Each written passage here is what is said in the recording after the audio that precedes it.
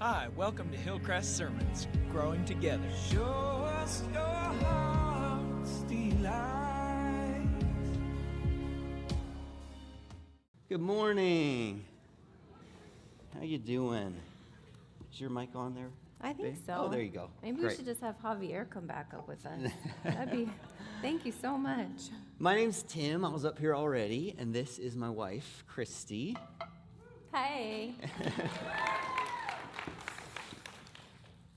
You know, it's alone together. You've been alone up here. We thought we'd be together. Yes. You know, we'll let's be together. Finish the series being up here together. Have a chat. Yeah, let's get our drink Not a table sermon. here. We're chatting. So, we've been doing this series Alone Together, and if this is your first Sunday with us, if you're kind of like, hey, you know, how does this all fit in? Today is the final Sunday in the series. We've been doing it kind of since January. We've talked about how we're made for relationship. We talked about how sin is working kind of communally to undo relationship in North America.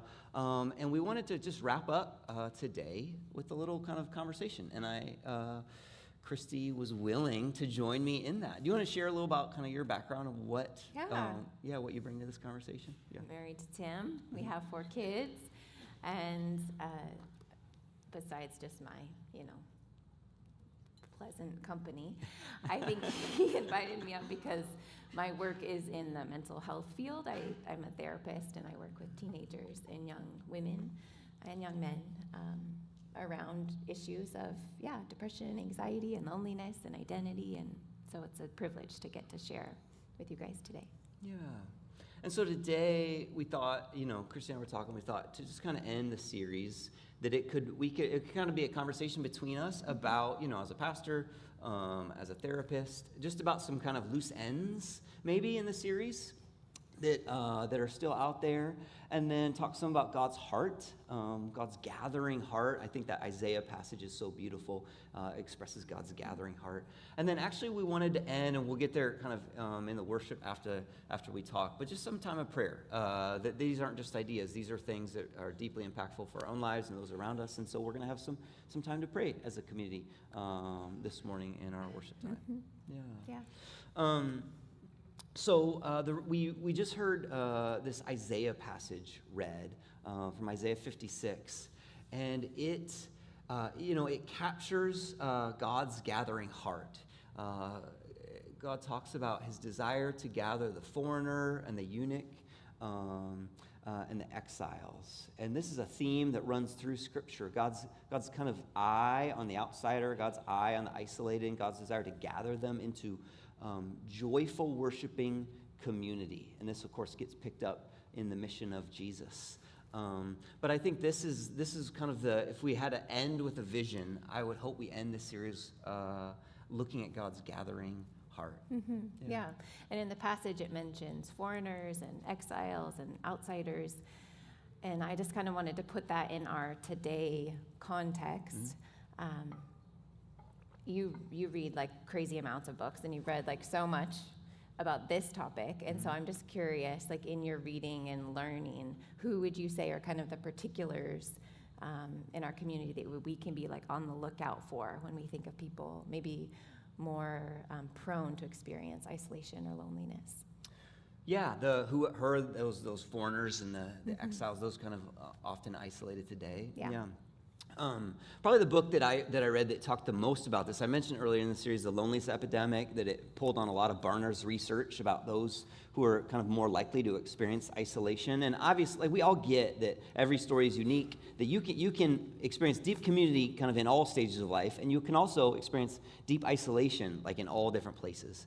But when they kind of look at the big picture, there's some trends around these are places that people are more likely to get isolated. And so some of those that came up, we've mentioned this already in the series, but younger generations tend to be more isolated and lonely than older generations. Which I definitely see in the work that I'm doing. I think especially since the pandemic, like I'm having so many conversations with teenage girls in particular around like awkwardness and feeling like awkward in social situations and feeling that sense of disconnection, and that kind of can lead them to feeling pretty stuck in their social life and feeling pretty lonely. And also that for younger generations, they often report more embarrassment. Mm-hmm. They even process their own isolation differently, that it's embarrassing or it's shameful or even sinful, as opposed to, it seems like older generations, there's more of a More peace with. comfortable, Yeah. yeah.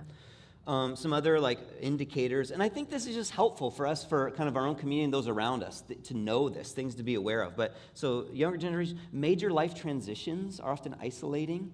Graduations, marriages, children, divorces, death in the family, moving, these kinds of things. Major life transitions, maybe similar to that, suffering and loss. My guess is if you've gone through seasons of deep suffering, chronic pain, loss in the family, these can be isolating times in life. Relationally, unwanted singleness or unhappy marriages are places of deep loneliness. Another place, and even all these you can kind of, last week we talked about different types of loneliness, and you could probably connect to what types of loneliness might be more prevalent in these things, but those who are a minority in some way are more likely to report isolation or loneliness, ethnic minority, sexual minority, immigrants. And another thing is, this is more kind of internal, but insecurity and loneliness are often reported together. And it's a little hard to, what is causing what, but those often track together in people's lives as well. Yeah. And yet, God's heart is to gather people to himself, to bring people into community. And when I think about seasons of my own life, transitions have been historically difficult for me. Graduating from college, getting married, moving. And so I can remember 13 years ago, sitting in the back of Hillcrest. Tim had just started working here. And our oldest was like 1. And we had just experienced a miscarriage. And so I was sad and lonely and felt kind of unknown in this community, even though I had grown up here. And yeah, we were worshiping, and it was that break time in between that can kind of feel awkward in the service, at least for me. And the person sitting in front of me was also a mom with a 1-year-old son. She turned around and introduced herself to me and invited me to her house that week for a play group. I was like, oh my goodness, this is like, okay, I can go to a stranger's house. You seem really nice. But that simple invitation of turning around and inviting me to her house, and I started going weekly, and we realized that we had some similarities in our story, and we decided to start a small group with their family and our family, and Jessica is now like one of my best friends. And you don't always get like your best friend out of a Sunday introduction, but you can. You can meet someone on a Sunday or in a, at the playground or at your job or, anywhere. And it can, God can use that. God can use the courage to just greet somebody and learn their name and invite them to spend time to create lasting, connection. Yeah. No, that's so true. That's God's heart to gather. That's right. Yeah, God's heart to gather. I wanted to ask you, one of the things I wanted to ask you about is, so in that Isaiah 56 passage, one of the things that's interesting is it shows the foreigner and the eunuch and things they say to themselves, these untrue things. So the foreigner says, the Lord will surely exclude me from his people. And the eunuch says, I am only a dry tree. These lies, these untruths that can be said to ourselves. And I just wanted to ask you, in your own personal life and in your practice, what are untrue things that you see people saying to themselves? And even there, I think there's a big spiritual component. I believe the enemy wants us to believe untrue things about ourselves and about God and about the world. And so, what are those untruths? Yeah. I think identifying lies of loneliness, but in general, are so important, because oftentimes we don't even realize that we're sitting in a lie or living in a lie or having that be a part of our moving about in the world. And so noticing and naming those are really important when you want to make a change or make an adjustment. And so that awareness for ourselves and for others, is just helpful. So here we go. The first lie that comes to mind is it's always going to be this way, which is a lie of hopelessness. Disconnection can leave people feeling really stuck, and it's hard to imagine, how is it that I'm going to make a good friend? How is it that new relationships are going to come into my life? And when we're in these places, we can feel hopeless. Bumble for Friends isn't totally working, and so we can feel a loss of hope. Another lie that I have heard is, this is my fault. Other people seem to be able to make friends, but I can't, and so somehow this is my problem. It's me. And sometimes this lie can even take a deeper turn. It's like, it's my fault, and it's because I'm not likable or lovable enough, and so I need to change who I am or adjust how I'm relating in this world. And my heart obviously breaks when I hear this lie, especially when I hear this lie among the teenagers that I see in my work.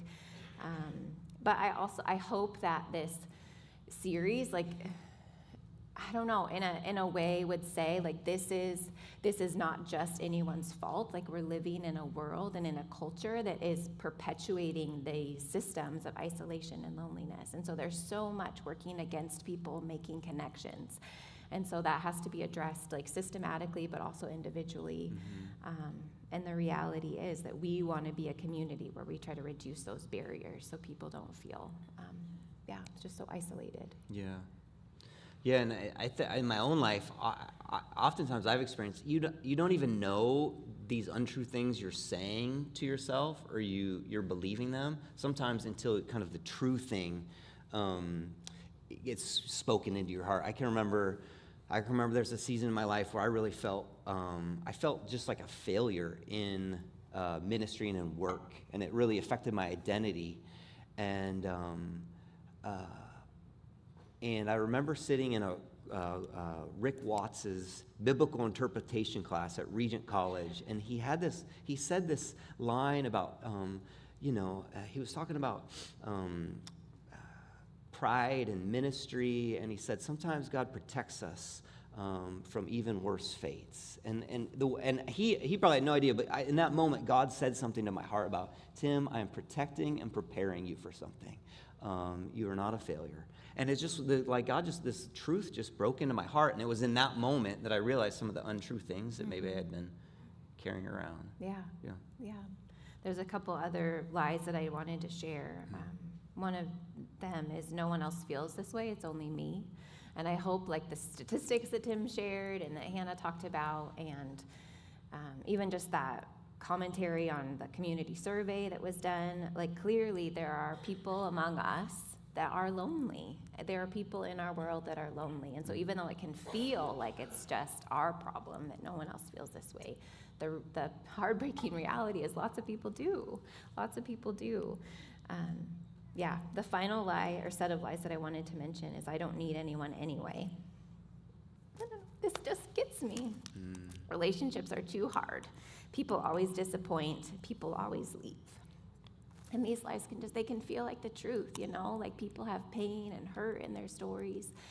And so there can be this history of brokenness, and that can leave people feeling hesitant to risk in relationship. And so I think it's really important for us to talk about, like, what does it look like as a community to create spaces where that connection can feel safer and those barriers can be less.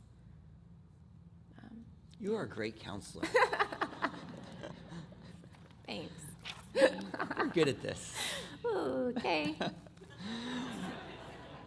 Maybe you can talk now. I'll listen to you. What are those? Talk about. So I mean, it can feel sad talking about these untrue things. What are the true things? Talk about the good true things that you want to speak into people's lives, that you sense God wanting to say into people's hearts. Tell us about those. Okay, sure. Yeah. That may make me cry too. It's cool. One of the reasons why I just love this Isaiah passage is it declares like really beautiful things about what God is doing, about bringing people in, about giving them a name, about creating like joy in the house of prayer. Like that is just, it's such a beautiful image. And so when I think about those who are struggling with loneliness, I think my heart is to remind them, to remind us that like this is God's heart to like give people, to help people feel seen, to give people a new name, to say to people like you are valued, you are included. Like even if other places, other people have excluded you, like God desires to draw you to himself and to his people, and that it really matters. I mean, when I think about that moment, Jess turning around and talking to me on a Sunday, I mean, it was an ordinary action, but it communicated like you are seen, and that invitation to her house says like, I want to include you.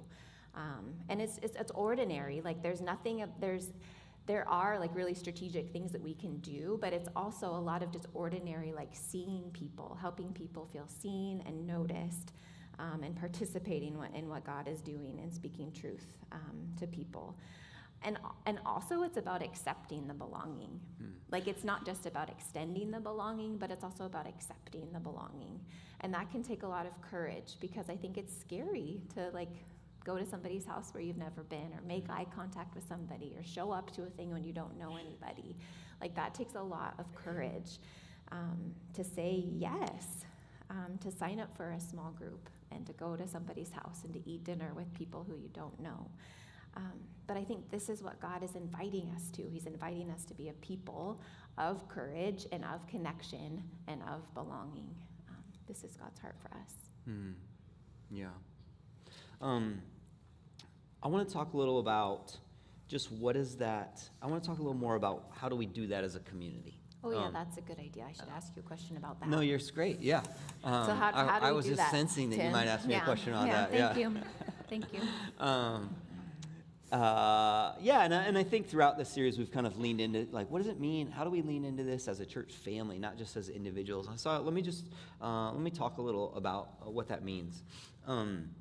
One thing I want to ground us in, and hopefully this has come out over and over again, but what is happening, like as the Jesus community is, like as we have our hearts open, our radar up, for those around us and those kind of in the wider community, like this is God doing something through us. I even think about that, the last line that Dee Dee read, God says, I will gather still others to them besides those already gathered.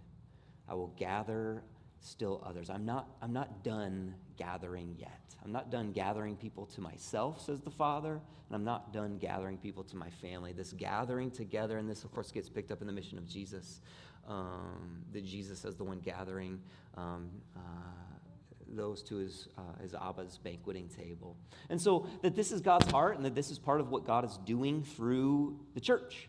I think I just want to ground us in that. And then what does that look like? There's going to be a couple facets to that. I was emailing with, I don't know if I saw Bob Sampson. Bob, he's one of the members of our community here. We were kind of going back and forth, just discussing this topic. And he used this powerful phrase, the poverty of community.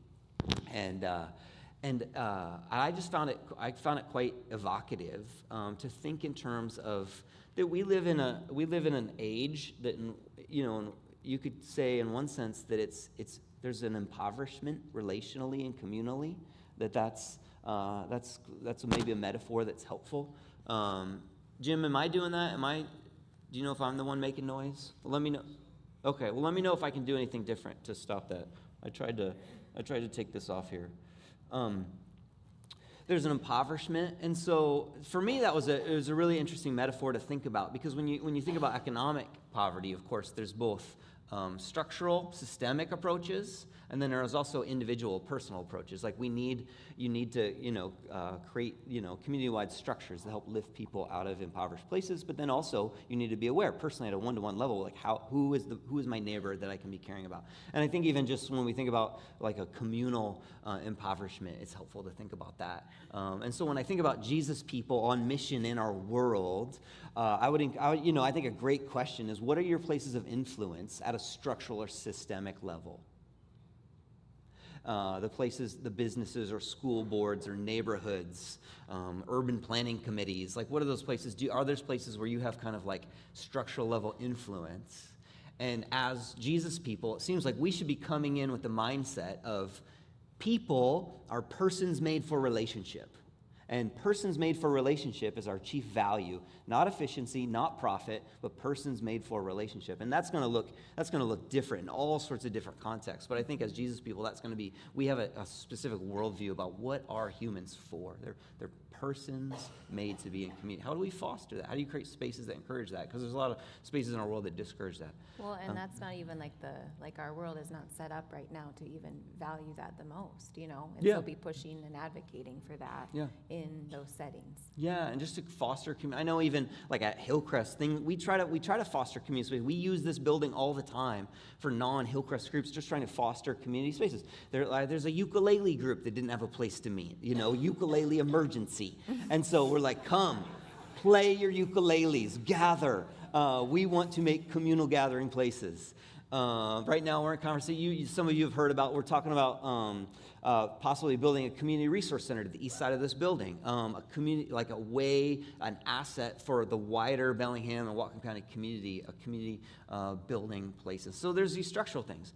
And then that's structural. There's also going to be individual things, like who is the person in my family, across the street, in my class, in my dorm, in my workplace, that I can just, maybe I speak truth to. I help name God's good truth into their life. Maybe I just treat them, I look them in the eye, I treat them as a person, not as a means to some other end.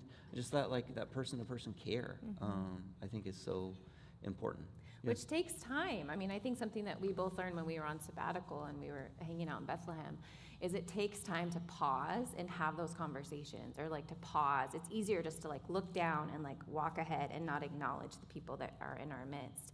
But I think that time that we take really matters. I think pausing to engage with one another really matters. And maybe we can't, I mean, for me, I do feel it right away because I'm that way.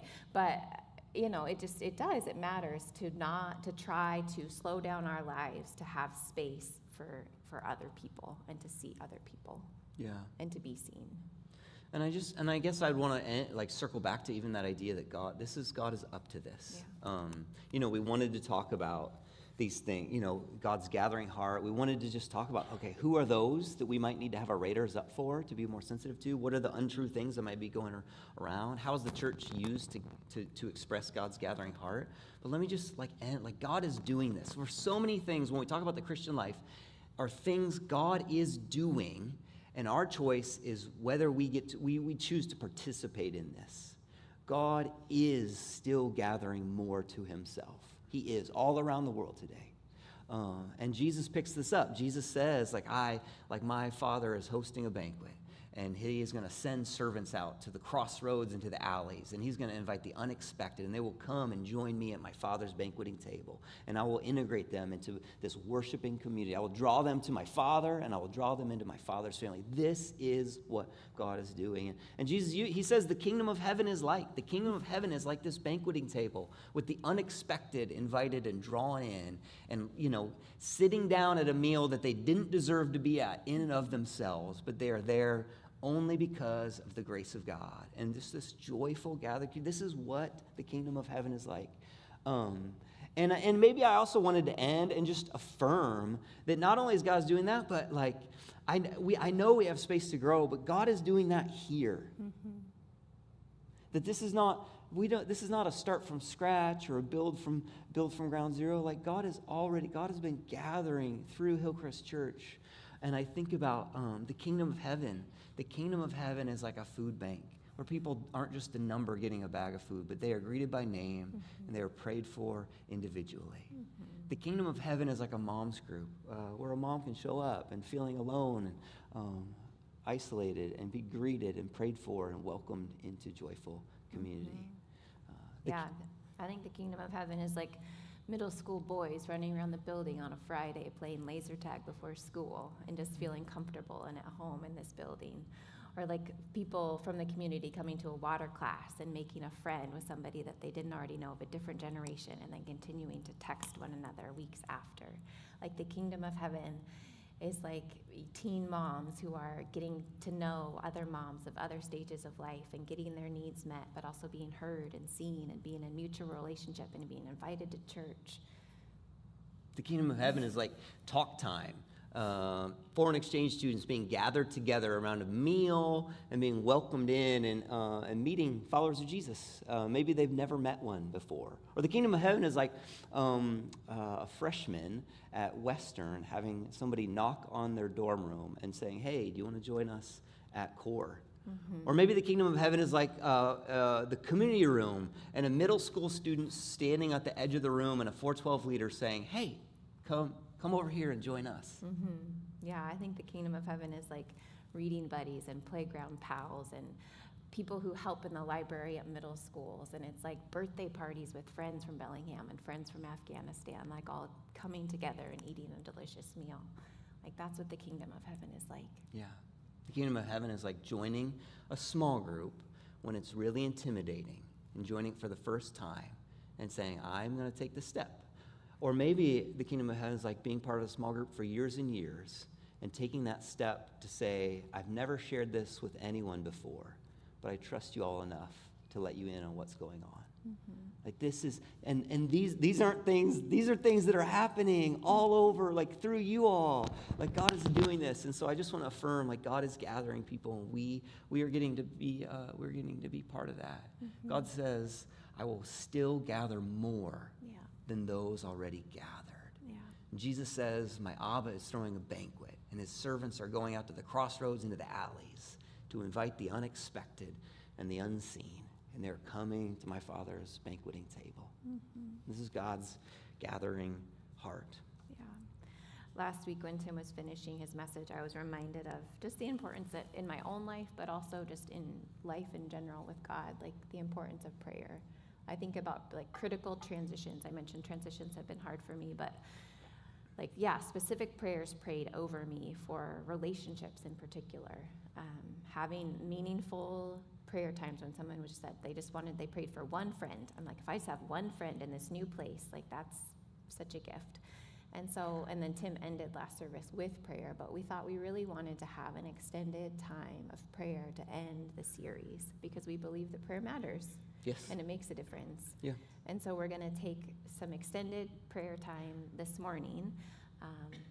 I'll explain a little bit about how that's going to work, and then Tim will clarify, as he does. There'll be some... I literally was already thinking how I was like, okay, I'm going to go back over and clarify. Exactly. I'm just going to feel it in my heart and explain it generally, and then he'll nail it for you. But there'll be some people in the back, some staff, some Hillcrest pastoral staff, and the prayer teams will be in the back. Tim and I are going to hang out in the front. The heart is you could pray with the person next to you, some people that you came with. We want to just create like free space in a way that doesn't feel uncomfortable, even though it might, to pray together. Yeah. Clarify, please. Yeah, and look, I just recognize that, we've been talking about this series, and that there's probably a number of us in this room where it's like, man, this is naming things in my life.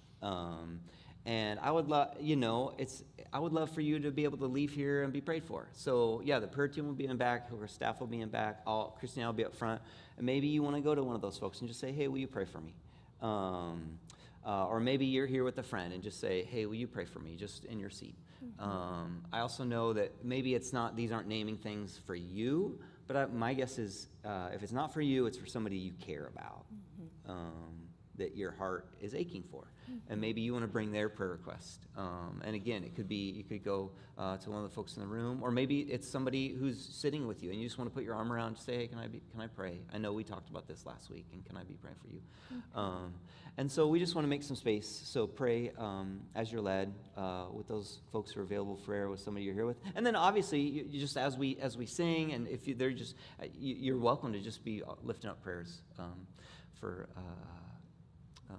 yourself, for those you care about, for family members, for housemates, for friends. We just get, like, this is, this has been a series that we've talked about kind of at a in some sense, in an intellectual idea level, but don't ever do that. It's deep.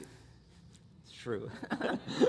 It's deeply personal, yeah. Right? Like these are really deeply felt things. So the appropriate way is to pray. So mm-hmm. I'm going to invite the worship team, Carlo. I know you're here somewhere. Mm-hmm. To come on back up. There. Hey, there you are, friend. So Carlo's going to come back up, and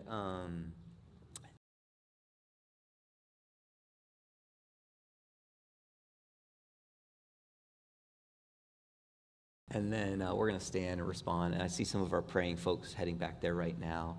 And babe, do you want to end us in prayer? Yeah, kind I'd of transition love to. us? Yeah. I'd love to. Mm-hmm.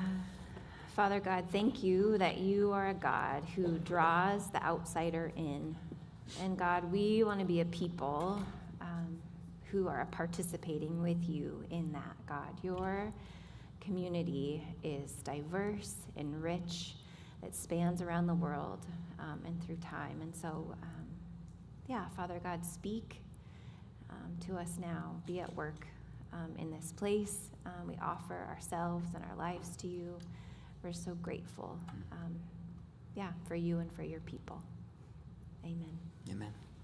Thanks for listening. For more info, visit hcbellingham.com and join us any Sunday, 9 and 11 a.m.